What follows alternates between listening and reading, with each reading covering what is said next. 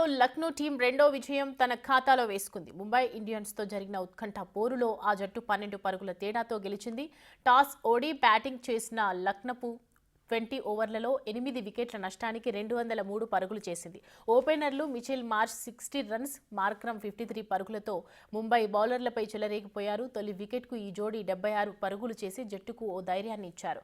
ఆ తర్వాత క్రీజ్లోకి వచ్చిన ఆయుష్ బదోని 30 పరుగులు, డేవిడ్ మిల్లర్ 27 రన్స్తో అదే దూకుడు కొనసాగించారు. ముంబై జట్టును తన బౌలింగ్తో పాండ్యా ఆదుకున్నాడు. 4 ఓవర్లు చేసి 36 పరుగులు ఇచ్చి 5 వికెట్లు పడగొట్టాడు.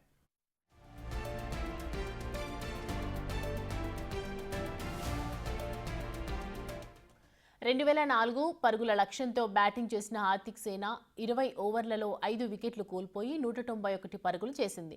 సూర్యకుమార్ యాదవ్ 67 రన్స్, నమన్ధీర్ 46 పరుగులు చేసి స్కోర్ బోర్డును పరుగులు పెట్టించిన తర్వాత వచ్చిన బ్యాటర్లు ఆ దూకుడిని కొనసాగించలేకపోయారు. ముంబై విజయానికి చివరి ఓవర్కు 22 పరుగులు చేయాల్సి ఉంది. కానీ 9 పరుగులే చేసి విజయాన్ని లక్నో ఖాతాలో వేసింది.